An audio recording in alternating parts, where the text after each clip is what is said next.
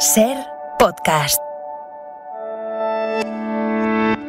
As I went down in the river to pray, studying about that good old way, and who shall wear the starry crown? Good Lord, show me the way.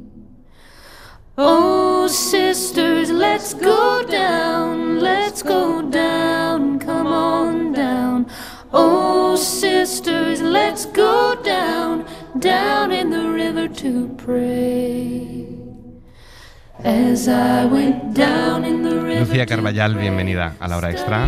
Muchísimas gracias. Este tema que escuchamos forma parte de la obra que vienes a presentar. Lucía es dramaturga, es autora de una decena o más de obras teatrales y acaba de estrenar en el Teatro Valle Inclán del Centro Dramático Nacional Los Pálidos. Los Pálidos es el seudónimo de un grupo, Leo, que ha pasado los mejores años de su vida encerrados, luchando juntos sin que apenas les diera el sol. Este grupo es un conjunto de guionistas interpretado por Israel Elejalde, Miki Esparvé, Natalia Huarte, Manuela Paso y Alba Planas. Y tú, a las puertas de los 40, debutas en la dirección. ¿Cuándo escribiste este texto y cómo surgió esa idea de voy a dirigirlo también?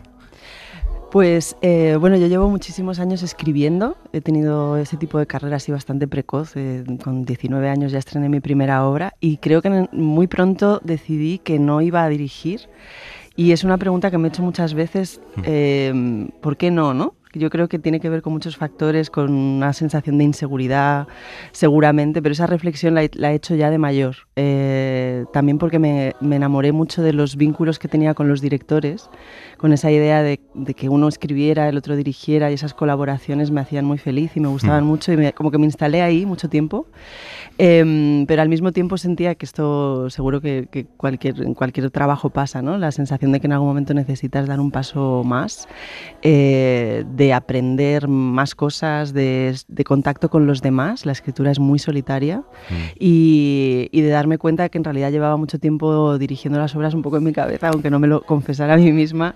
Y esto coincidió con la proposición del Centro Dramático Nacional que me dio también esa oportunidad y fue como la confluencia de esas dos cosas y estoy encantada de haberlo hecho. Ha sido lo mejor que he hecho. Y además acompañada de Israel, que además ya le conoces porque él dirigió uno de tus textos, La Resistencia, de 2019.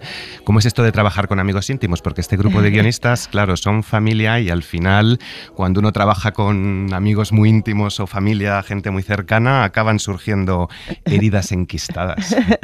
Pues yo a Israel efectivamente lo conocí por esto que comentas, ¿no? Él dirigió esta obra, La Resistencia, hace 3 años y lo que te decía de las colaboraciones con los directores fue un flechazo creativo y nos hicimos muy amigos y es un actor al que admiro mucho. Yo tengo mucha fascinación por los actores, a mí me encantan los actores, o sea, me encanta el trabajo de los actores. Tengo muchos amigos actores y me parecen un gran motor para escribir y desde antes de tener la obra ya le dije que estaba escribiendo algo pensando en que lo hiciera él y él tuvo no sé si la locura, pero desde luego la confianza de decirme, venga, vamos a hacer esto casi incluso antes de saber nada de la función, ¿no? Y ha ido todo fenomenal, ha sido un proceso muy, muy bonito. Al final, claro, es una primera vez y aunque me haya sentido, la verdad, bastante más confiada y segura de lo que esperaba, he necesitado también mucho pues estar rodeada de gente amable, maja, que me quiere, que en un momento dado yo podía decir, esto no lo sé hacer hoy, ya veremos mañana, y ese clima ha sido muy importante. Los Pálidos se desarrolla en un plató de televisión convertido en una sala improvisada de guión, una writer's room, que decís, donde los guionistas piensan, discuten, debaten, escriben. Han creado una serie que es un exitazo, Hijas del Voleibol, una serie muy feminista, hasta que toman una decisión en el último capítulo de la primera temporada, una decisión discutible y discutida en la obra y que provoca la ira de los fans y el aplauso en los foros católicos. Ahora tienen la oportunidad de redimirse escribiendo el guión de la segunda temporada y decidiendo a ver por dónde va la historia, ¿no? Y aquí se plantean una infinidad de debates por los que te quiero preguntar, pero el primero de ellos es el del mundo de la televisión. Tú decías que es una obra que concebiste en un principio para hablar del mundo de la televisión y al final habla también del mundo de la televisión, del poder que tiene la televisión para generar fe, deseos, expectativas, aspiraciones. Queremos tener todo lo que vemos en la televisión. ¿A ti te marcó mucho la televisión?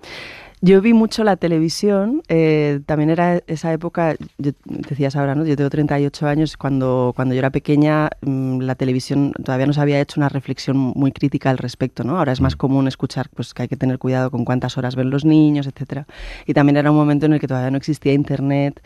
Y para mí fue bueno, una gran influencia, ¿no? Hija de madre divorciada, años 80, todo así como un poco más salvaje que ahora. Y yo pasaba ahí horas y horas y fue también una gran escuela para la ficción, ¿no? De pasar ahí tanto tiempo. Creo que ahora la reflexión en torno a la televisión es un poco distinta, en un momento también en el que las redes sociales, internet, etcétera, tienen una influencia tan grande.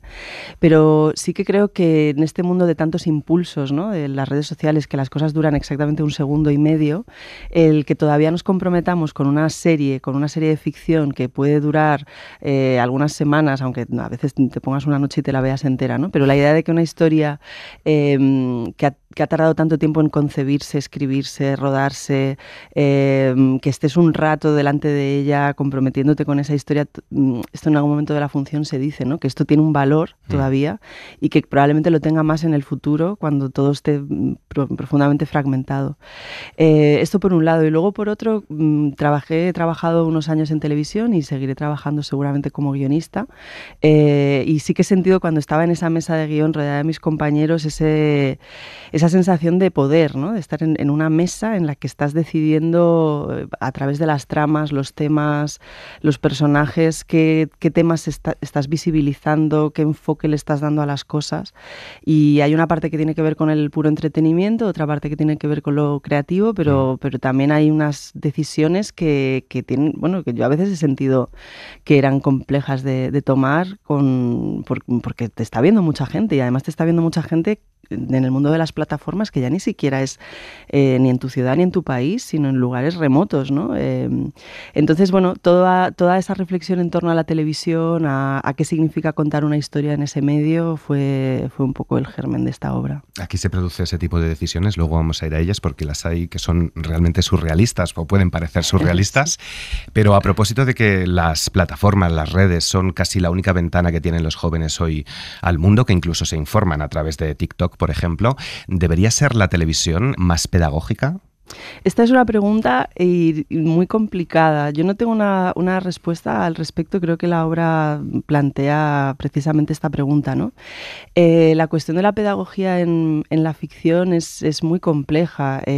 Por supuesto, cuando estamos hablando de ficciones para menores de edad, creo que no hay tanto debate, ¿no? Es evidente que a un menor de edad, o sea, que frente a un menor de edad como narrador tienes que tener en cuenta una serie de decisiones y una serie de cosas que no puedes obviar, ¿no? Con respecto a la responsabilidad de lo que estás haciendo. Pero dentro del mundo de los adultos se está produciendo ahora una enorme polarización con respecto a esto. Es como si existieran dos grupos, ¿no? O dos ideas. Esta idea de que la ficción debe ser completamente libre de lo ético, de lo moral, de la responsabilidad. Esta idea de no, es como una especie de limbo, está fuera de cualquier responsabilidad, sí, ¿no? Y todo esta cosa que se dice, ya no se puede decir nada, no sé qué, no sé cuántos, y esto es como postura 1, ¿no? Y por otro lado está esta otra idea de que no puedes decir absolutamente nada que pueda cuestionar la sensibilidad de nadie o herir la sensibilidad de nadie, y si tomamos ese camino radicalmente, el lugar al que llegaremos será una ficción que creo que no le interesará a nadie, porque el ser humano no es perfecto, el ser humano es contradictorio, el ser humano es oscuro, y la idea de que representar esas zonas sea tan cuestionada y que nos dé tanto miedo hacerlo, a mí me preocupa un poco a veces, ¿no? Entonces mi propuesta, por así decir, o mi intento complejo, ¿no? es intentar crear un espacio entre estos dos mundos, ¿no? Un espacio intermedio en el que podamos decir, bueno, la ficción por supuesto tiene que hacerse algunas preguntas con respecto a qué representa y cómo lo representa, y por supuesto hay que tener en cuenta que el mundo está cambiando y que hay algunas cosas que no puedes ignorar, pero por otro lado tenemos que conseguir que la ficción sea un lugar en el que podamos representar la vida y lo humano en su complejidad, en su amplitud, ¿no? Con la sensación de que no pasa nada por ver seres humanos que quizá no toman decisiones ejemplares o que en un momento dado pueden decir algo que no nos gusta que nos digan en la vida o que no nos gusta escuchar, pero mantener todavía esta distancia creo que es un ejercicio sano también de madurez como espectador. Uh-huh. Si algo ha conseguido la tecnología, la digitalización, las plataformas, según la UNESCO, es acercar más a los creadores y a ese público que consume es una palabra un poco capitalista, pero bueno, que disfruta de ese contenido cultural que crean, ¿no?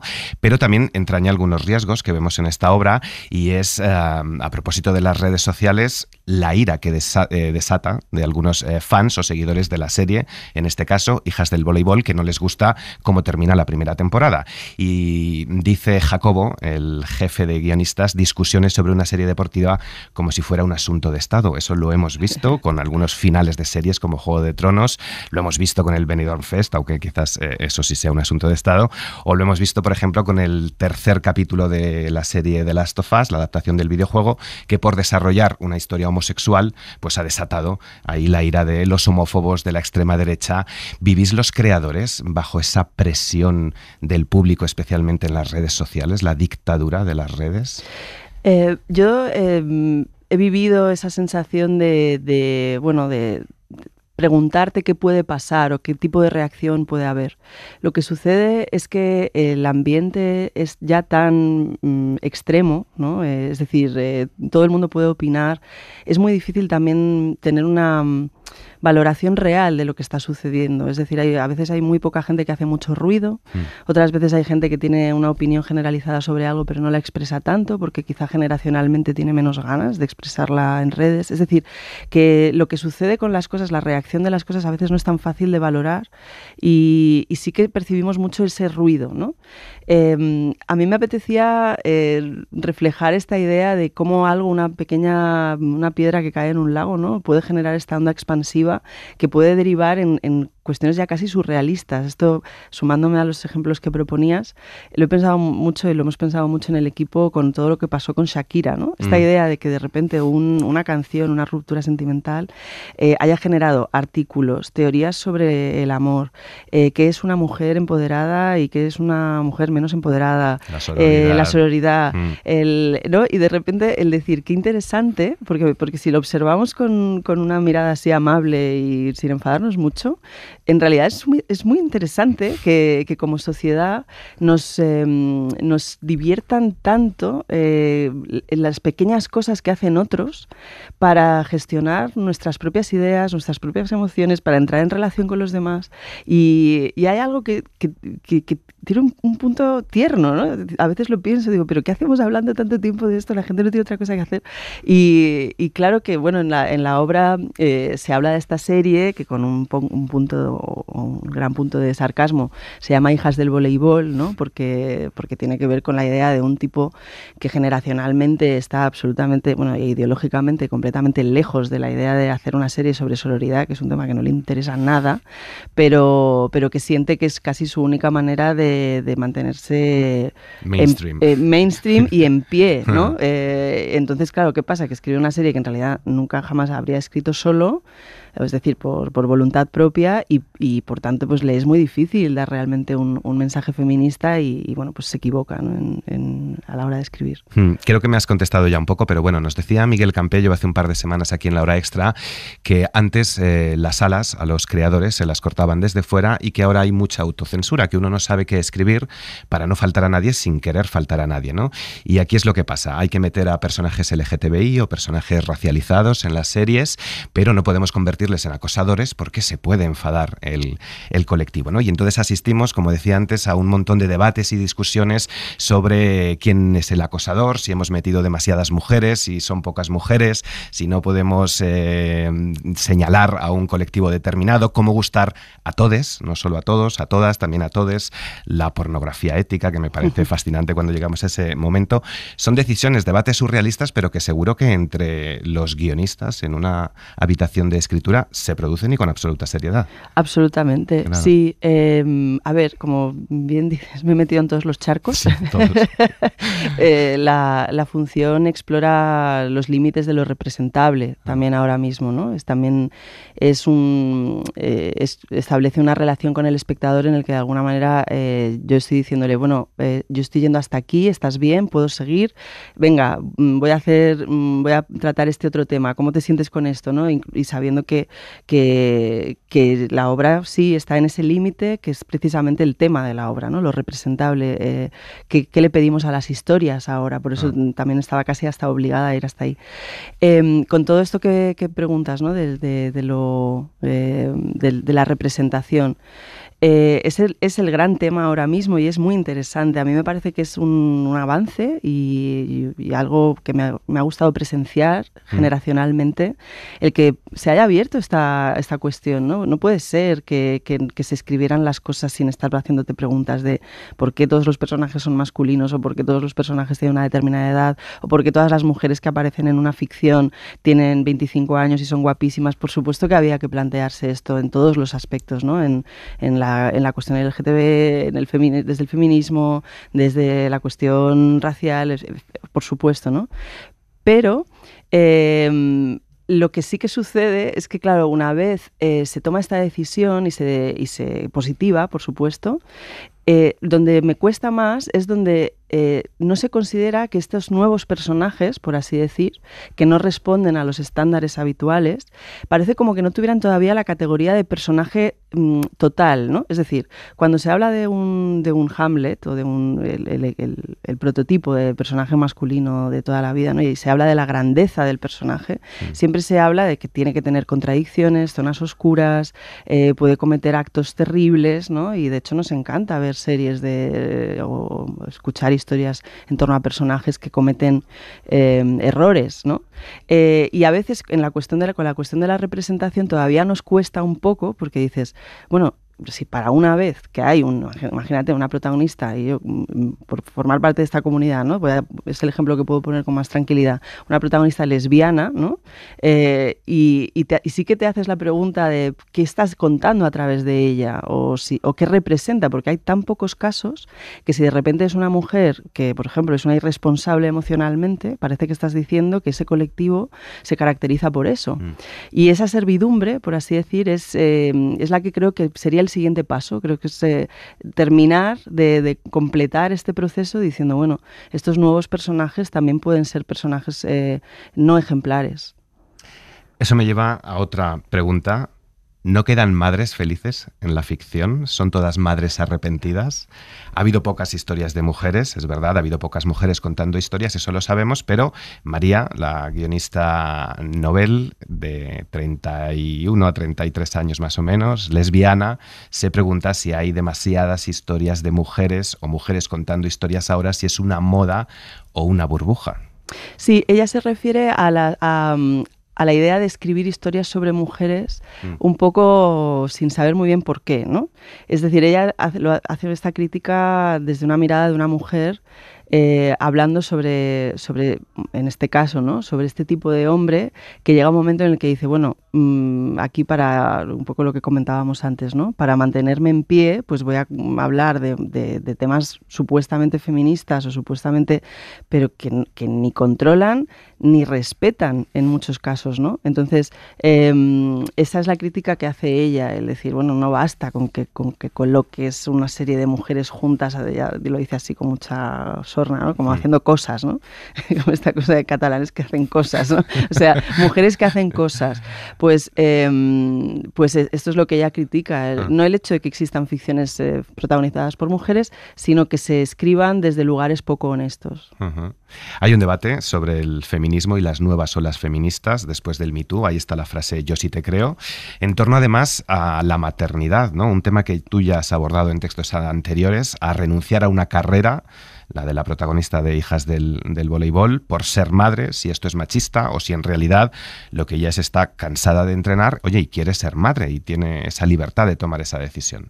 Sí, cuando esto es precisamente esto que comentabas, ¿no? Esta, con comillas, mala decisión de guión que toma Jacobo, el protagonista, que es hacer que esta heroína juvenil, ¿no? Esta deportista exitosa, de repente en el final de la temporada diga voy a renunciar a jugar porque quiero ser madre, y cómo esto se puede interpretar ideológicamente desde lugares tan distintos, ¿no?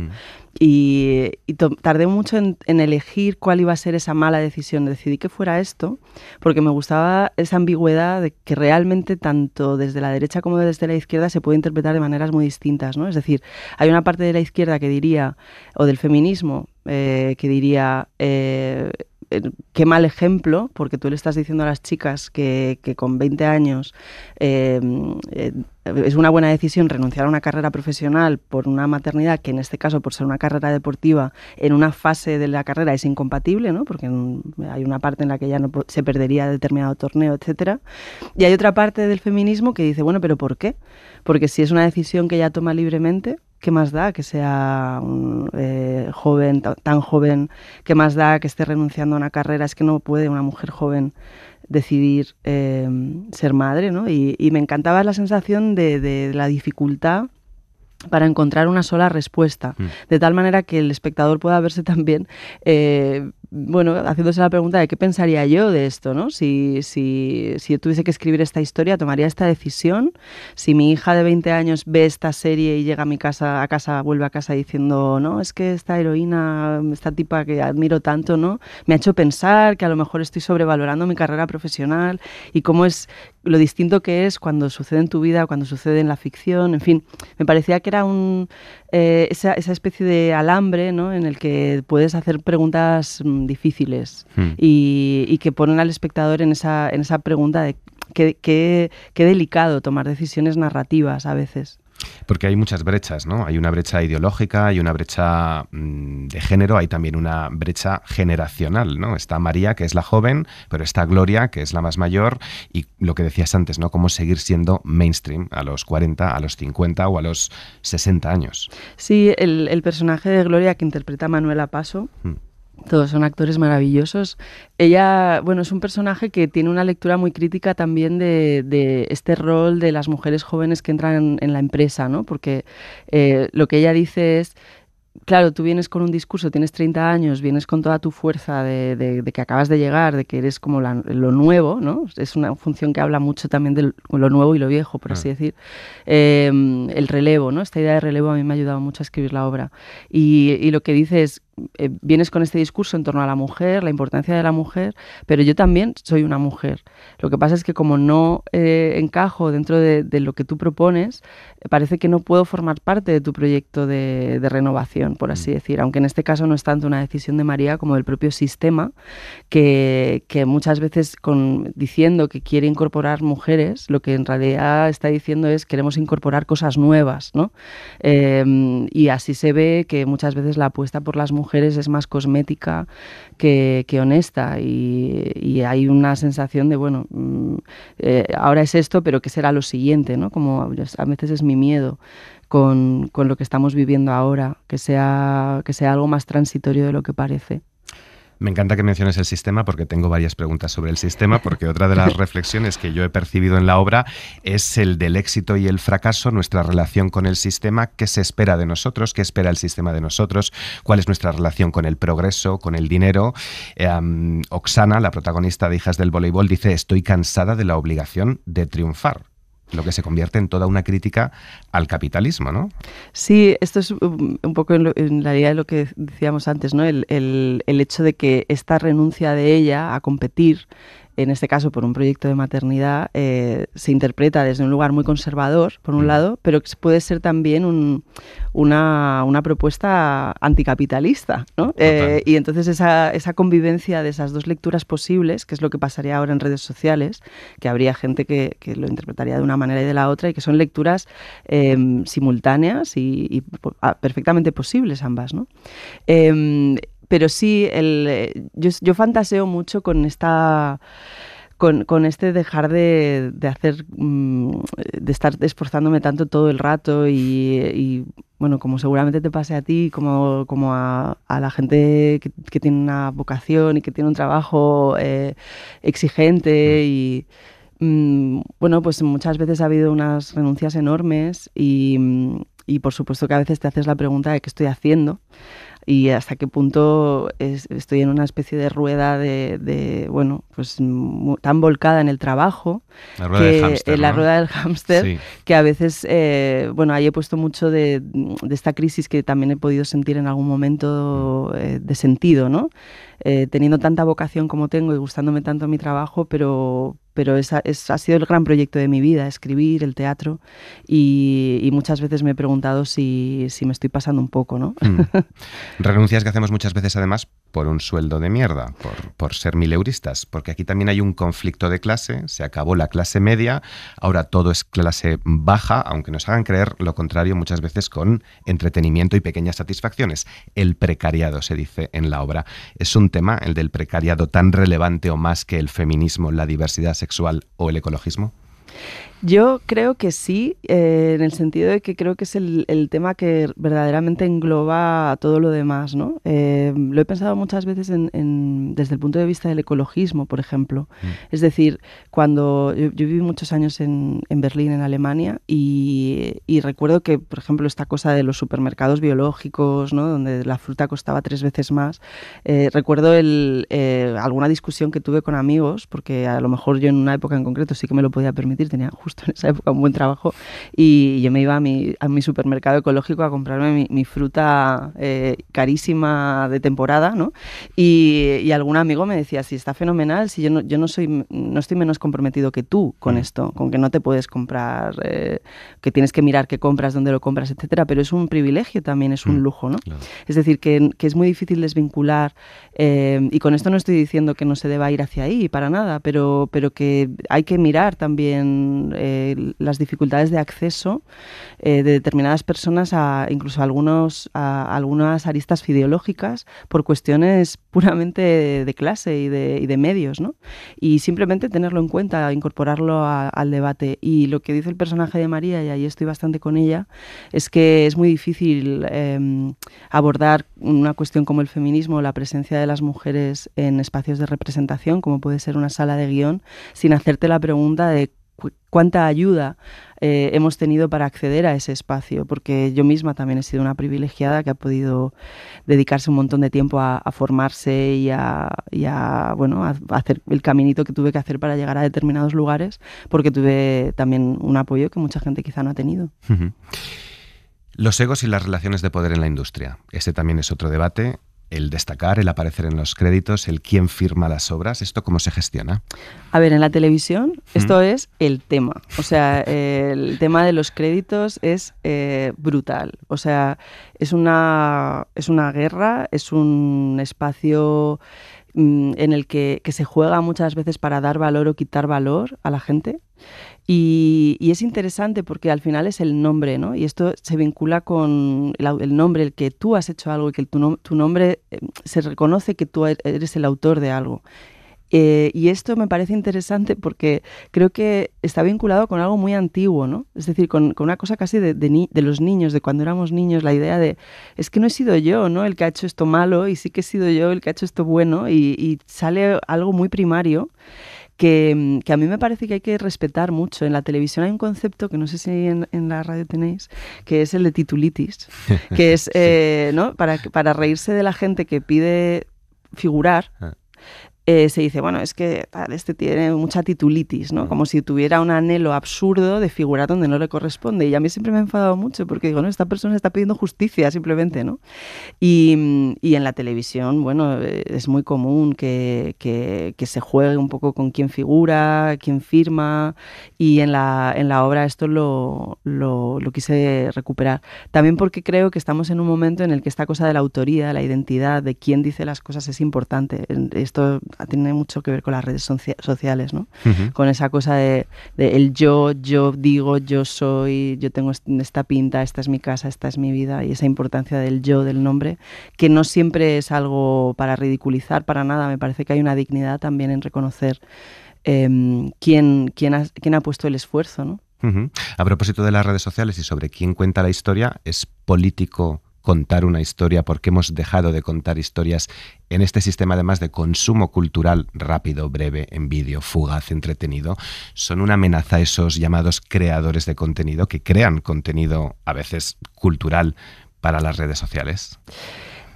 Tengo todavía muchas dudas y a veces tengo, con el tema de redes sociales en concreto, tengo mucho complejo de estar perdiéndome algo. O sea, la sensación de decir... No quiero ser como cuando vemos a la generación de gente mayor que nosotros, que, ¿sabes? Esa cosa como de, ay, es que no lo has pillado, ¿no? Me cuesta mucho, estoy convencida de que está pasando algo que yo todavía no entiendo, porque yo tuve una juventud muy analógica, ¿no? Y no querría juzgarlo, pero sí que creo que este esfuerzo de construir una historia, ¿no? De decir, a ver, ¿quién es tu protagonista? ¿Qué le pasa a tu protagonista? ¿Qué estás eligiendo representar? ¿Es una historia que tiene lugar en un mundo burgués? ¿Es una historia que tiene lugar en un mundo con menos facilidades? ¿Cuáles son los conflictos? ¿Cuánto estoy poniendo de mí? ¿Cuánto quiero incomodar al espectador o, sin embargo, cuánto quiero que se quede tan tranquilo, que no se pregunte nada, que pase un buen rato y ya está? Y esas son preguntas que son preguntas políticas, en el sentido de que también tiene que ver con qué estás poniendo en la comunidad, ¿no? Juan Mayorga siempre habla del teatro como un espacio de encuentro, como la gran asamblea de la ciudad, a la que vamos a confrontarnos con nosotros mismos. Y desde ese punto de vista, la idea de, bueno, soy autora de teatro, estoy aquí delante de mis vecinos, de mis hermanos, estamos aquí, ¿no? Los ciudadanos, ¿no? Bueno, pues os voy a proponer un cuento en el que creo que puedo estar hablando de cosas que nos suceden. Y ese encuentro comunitario es profundamente político, más ahora que estamos tan solitos y tan en casa con el móvil. Dos preguntas. Me has mencionado a Mayorga, que le hemos tenido la semana pasada en la hora extra. ¿Van poco los creadores al teatro, como se afirma en esta obra? ¿Tienen prejuicios los guionistas pensando que el teatro es esa cosa que es una gran mentira en la que se habla pues antiguo? Y quien tenga estos prejuicios, ¿cómo se los desmontamos? Sí que hay una parte del mundo audiovisual que no le interesa nada el teatro, y entonces cuando yo llegué, siendo dramaturga tantos años, cuando empecé a trabajar en televisión, esto me generaba, decía, a ver, ¿esto cómo es? ¿Por qué? ¿Qué os pasa con el teatro? Eres el bicho raro, ¿no? El bicho raro, sí. La expresión que más usé era, cuando ya hablaba con mis amigos los primeros días, siento que soy un animal de otra especie. pero por otro lado, bueno, de hecho, en concreto, la persona que me llamó para trabajar ahí es un gran amante del teatro, ¿no? Quiero decir que está también lo contrario, y de hecho creo que por eso me llamó. Pero están ambas cosas.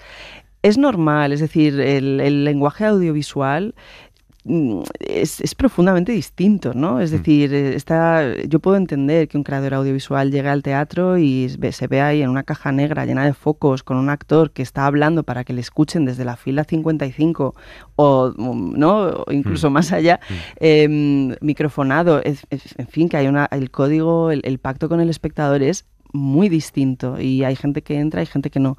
Pero por otro lado, también existe todo lo contrario, que es una simbiosis preciosa entre el audiovisual y el teatro, que también se está produciendo en otros sitios y en otros ámbitos, y que cada vez se está produciendo más aquí. Yo, por ejemplo, muchas series que a la gente le han gustado mucho, ¿no? O películas, o si piensas en Fleabag, o en tantas cosas que vienen que se hacen en el Reino Unido, gran parte de los creadores audiovisuales vienen del teatro y se les respeta mucho precisamente por ese origen, y yo creo que esa simbiosis entre esos dos mundos también se está produciendo, y es un poco en la que estoy. Yo estoy siempre me consideré dramaturga, porque estudié dramaturgia porque es lo que empecé a hacer siendo muy muy pequeña, y es a lo que he dedicado mi vida realmente. Pero en estos 5 años que he estado también haciendo televisión, También he encontrado un lugar muy divertido y muy atrayente en el que he aprendido muchísimo. Y yo creo que esta obra, que es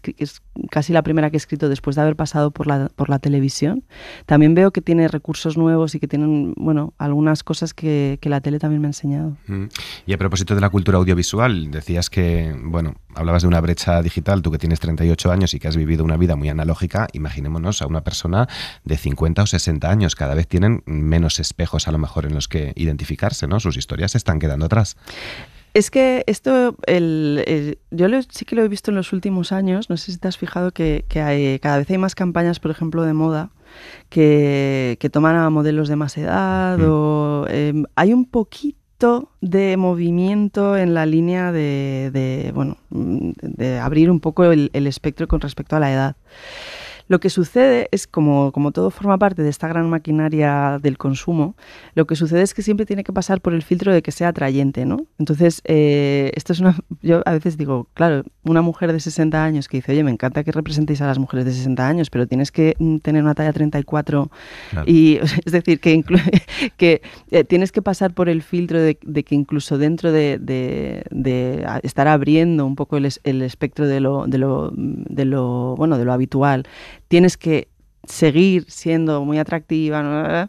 Y sí que, bueno, hay como persona que se dedica a escribir, a contar historias, esta idea de intentar ir allí donde a lo mejor hay menos atención, yo creo que es una cosa que nos pasa a muchos.